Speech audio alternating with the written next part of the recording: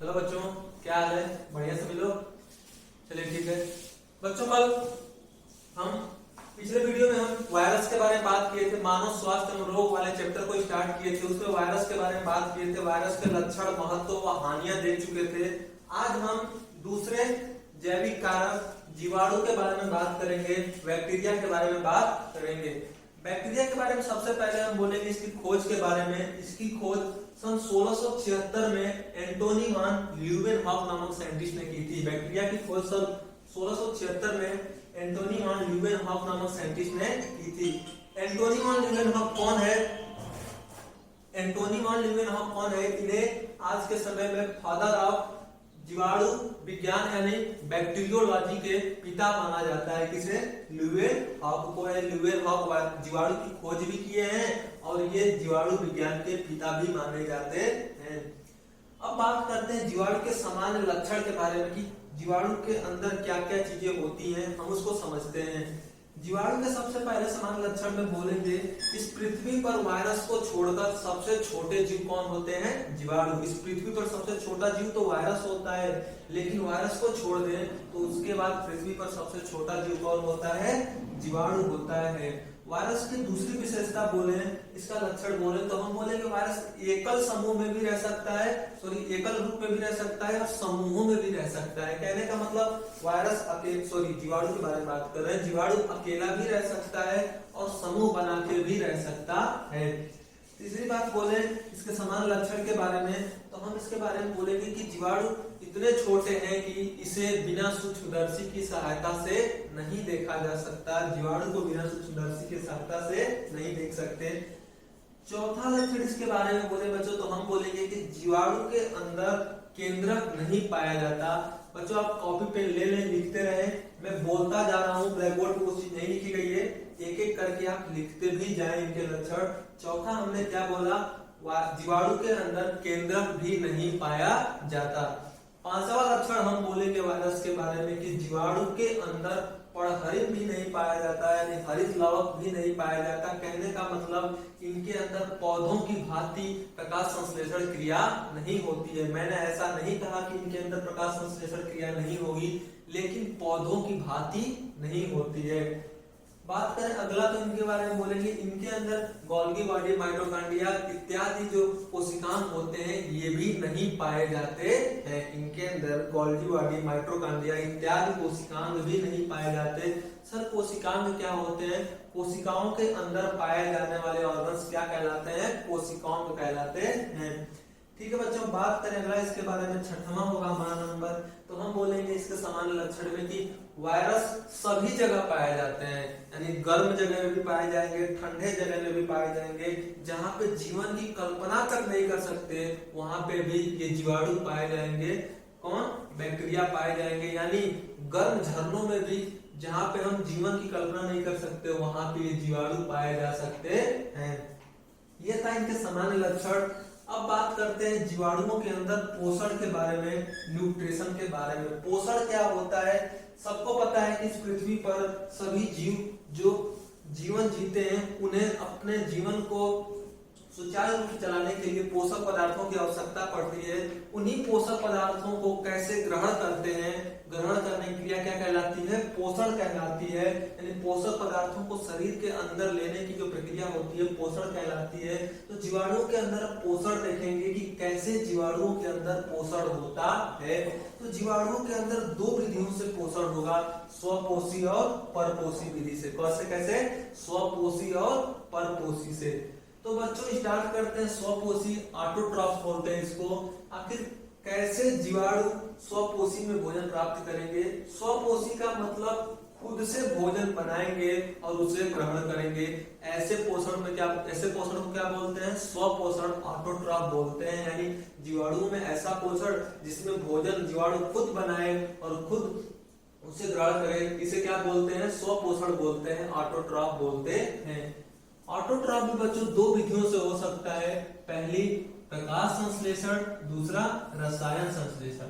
यानी प्रकाश संश्लेषी जीवाणु भी हो सकते हैं, रसायन संश्लेषी जीवाणु भी हो सकते हैं। हमने कहा कि ठीक है स्वपोषी होंगे, अपना बनाएंगे, लेकिन अपना भोजन कैसे बनाएंगे? दो विधियों से, प्रकाश संश्लेषी और रसायन संश्लेषी। ऐसे जीवाणु जो अपना भोजन प्रकाश संश्लेषण क्रिया से बनाते हो उन्हें कौन से जीवाणु बोलते हैं? प्रकाश संश्लेषी जीवाणु बोलते हैं। ऐसे जीवाणु जो अपना भोजन प्रकाश संश्लेषण क्रिया से बनाते हो उन्हें प्रकाश संश्लेषी जीवाणु बोलते हैं। प्रकाश संश्लेषण तो हो रहा है लेकिन हरे पेड़ पौधों जैसे नहीं होगा यहाँ पे प्रकाश संश्लेषण। जैसे एक प्रकाश संश्लेषी बैक्टीरिया का नाम क्या है? क्लोरोबैक्टीरियम। क्लोरोबैक्टीरियम क्या करता है? अपना भोजन खुद बनाता है, प्रकाश संश्लेषण करके बनाता है। स्वपोषी में दूसरा भाग है रसायन संश्लेषी। नाम से ही स्पष्ट है, अपना भोजन कैसे बनाएंगे? रसायनों की मदद से बनाएंगे, केमिकल्स के माध्यम से बनाएंगे। जैसे नाइट्रिकारी जीवाणु। नाइट्रिकारी जीवाणु कोई एक जीवाणु नहीं है, ये जीवाणुओं का समूह है। इसके अंदर जो भी जीवाणु पाए जाएंगे अपना भोजन कैसे बनाएंगे? रसायनों के माध्यम से ही बनाएंगे। ठीक है। दूसरा पोषण क्या? परपोषण। ठीक है। कैसे अपना भोजन, परपोषण में क्या होता है बच्चों देखेंगे। स्वपोषी में तो अपना भोजन खुद बनाए, परपोषण में बच्चों दूसरों पे आश्रित होंगे, यानी पोषण की वह विधि जिसमें जीव भोजन के लिए दूसरों पे आश्रित रहता है उसे क्या बोलते हैं? परपोषण बोलते हैं, हेटेरोट्रॉफ बोलते हैं। हेटेरोट्रॉफ में भी 3 विधियां होंगी, 3 प्रकार के जीवाणु पाए जाएंगे, मृतोपजीवी, सहजीवी, परजीवी। हेटेरोट्रॉफ में भी 3 प्रकार के जीवाणु होंगे, मृतोपजीवी, सहजीवी और परजीवी। मृतोपजीवी जीवाणु किसको बोलते हैं? नाम से ही स्पष्ट करो इसको। मृतोपजीवी यानी मरे सड़े पदार्थों से अपना भोजन प्राप्त करने वाले, मरे हुए सड़े हुए पदार्थों से अपना भोजन प्राप्त करने वाले जीवाणु को क्या बोलते हैं? मृतोपजीवी जीवाणु बोलते हैं। जैसे बैसिलस माइकोइडिस। बैसिलस माइकोइडिस ऐसा एक जीवाणु है जो अपना भोजन मृत जंतुओं से या सड़े गले पदार्थों से प्राप्त करता है। सहजीवी जीवाणु किसको बोलते हैं? सहजीवी जीवाणु ऐसे जीवाणु होते हैं जो अपना भोजन किसी दूसरों के साथ रह के प्राप्त करते हैं, दूसरों को बिना नुकसान पहुंचाए उनके साथ रह के प्राप्त करते हैं। उसे कैसे जीवाणु बोलते हैं? सहजीवी जीवाणु बोलते हैं। जैसे राइजोबियम। राइजोबियम एक ऐसा कुल है जिसमें इसके जीवाणु चने की जड़ों में बोले या दलहनी पादपों की जड़ों में बोले। दलहनी पादपों का मतलब जिनसे हमें दालें प्राप्त होती हैं, ऐसे पादपों की जड़ों में ये रहते हैं और उनके साथ अपना हमेशा जीवन जीते रहेंगे और उनको भी फायदा पहुंचाएंगे और खुद भी फायदा लेते रहेंगे, यानी भोजन उनसे ही प्राप्त करेंगे। यानी कहने का मतलब सहजीवी किसी के साथ रह के अपना जीवन जिएंगे लेकिन नुकसान नहीं पहुंचाएंगे। ऐसे जीवाणु को क्या बोलते हैं? सहजीवी जीवाणु। जैसे राइजोबियम ज्यादातर कैसे दाल वाली फसलों की जड़ों में पाए जाते हैं। परजीवी किसको बोलते हैं? परजीवी किसको बोलते हैं? ऐसे जीवाणु जो अपना भोजन दूसरे जीवाणुओं को दूसरे जंतुओं या जीवों को नुकसान पहुंचा के प्राप्त करते हैं। एक चीज आप नोटिस किए हैं, अब तक कोई भी ऐसा जीवाणु नहीं था जो दूसरों को नुकसान पहुंचाया हो।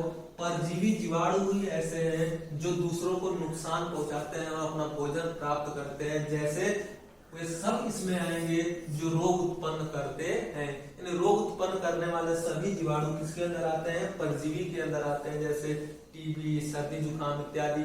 ये सब सर्दी जुकाम तो ये तो वायरस से होता है, टीबी की बात करें जीवाणु से होता है। तो परजीवी के अंदर की बात करें, रोग उत्पन्न करने वाले सभी कारक किसके अंतर्गत आएंगे? परजीवी के अंतर्गत आएंगे। ये था पोषण की विधियां, स्वपोषी और परपोषी। ठीक है बच्चों, अब बात करते हैं बैक्टीरिया के जीवाणु के लाभ व हानि के बारे में कि बैक्टीरिया हमारे लिए कैसे हानि में पहुंचाता है, कैसे हमारे लिए लाभदायक होता है। लाभदायक की बात करें तो हम बताएंगे जीवाणु हमारे भोजन के लिए काफी महत्वपूर्ण होते हैं। यानी हम भोजन जो करते हैं उसमें भी जीवाणु अपनी अहम भूमिका निभाते हैं हमें पोषक पदार्थों के रूप में। जैसे दही में लैक्टोबैसिलस, यानी हम खाना भी खाते हैं, जैसे दही खाते हैं तो उसमें कौन से जीवाणु होते हैं? लैक्टोबैसिलस। ये भोजन के माध्यम से हमारे शरीर में जाते हैं और हमें नुकसान नहीं पहुंचाते, क्या करते हैं? हमारे लिए लाभदायक होते हैं। जीवाणु का दूसरा पहलू देखते हैं हानिकारक। तो आप सबको पता है जीवाणु का दूसरा हानिकारक पहलू क्या होता है, रोग उत्पन्न करना। यानी जीवाणुओं का दूसरा हानिकारक पहलू क्या है, रोग उत्पन्न करना। यानी जीवाणु हमारे लिए लाभदायक भी होते हैं, हमारे लिए हानिकारक भी होते हैं। ठीक है बच्चों, ये था पूरा जीवाणुओं के बारे में। अब इसके आगे हम एक एक करके जीवाणुओं से, वायरसों से होने वाले रोगों के बारे में एक एक करके पढ़ेंगे। चलिए ठीक है, थैंक यू।